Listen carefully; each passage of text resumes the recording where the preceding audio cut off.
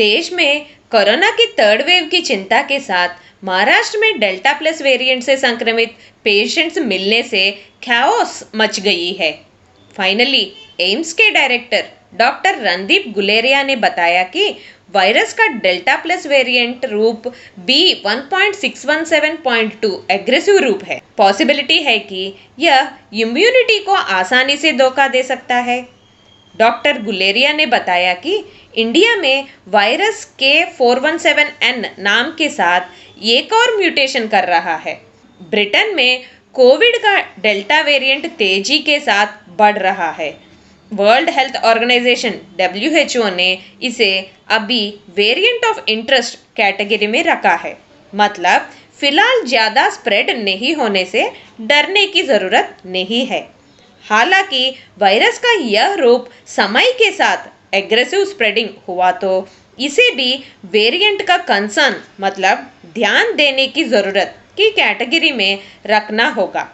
Second wave के इस slow spreading stage में अगर कोविड नियमों का पालन नहीं किया तो इंडिया में वायरस का यह रूप एग्रेसिवली स्प्रेड हो सकता है। डॉक्टर गुलेरिया ने कहा कि फ्यूचर में वायरस के इस डेंजर से बचने के लिए वायरस के स्पाइक पर और जीनोम सीक्वेंसिंग पर जोर देना होगा ताकि पता चले कि डेल्टा की क्या स्थिति है और इसका प्रभाव भी। Maharashtra director of medical education and research के डायरेक्टर डॉक्टर TP लहाने ने बताया कि नवी मुंबई, पालघर, रत्नागिरी में डेल्टा प्लस वेरिएंट के मामले मिले और सैंपल भी जांच की जा रही है जिससे स्थिति स्पष्ट हो सके। इन एरिया से कुछ सैंपल्स जीनोम सीक्वेंसिंग के लिए भेजे गए हैं जिससे पता चलेगा कि वायरस का यह रूप चल रहा है या लिमिटेड है। वायरस का डेल्टा रूप B.1.617 वेरिएंट मोर कंटेजियस था। इसका स्पाइक प्रोटीन वायरस को ह्यूमन सेल्स संक्रमित करने में मदद करता है। अब K417N म्यूटेशन वाला वायरस पुराने वायरस की तुलना में ह्यूमन इम्यूनिटी सिस्टम को आसानी से धोखा दे सकता है। इस वजह से कह सकते हैं कि यह वैक्सीनेशन और किसी भी ड्रग थेरेपी के लिए चैलेंज कर सकता है। इस डेल्टा प्लस वेरिएंट से बचना हमारे ही हाथों में है।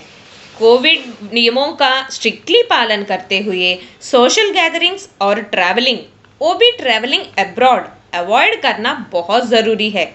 गवर्नमेंट ने भी स्ट्रिक्ट नोटिफिकेशन निकालकर पब्लिक को इन सब चीज़ों से अवेयर कराना चाहिए और इंटरनेशनल फ्लाइट्स को कुछ महीने तक बंद कर देना चाहिए।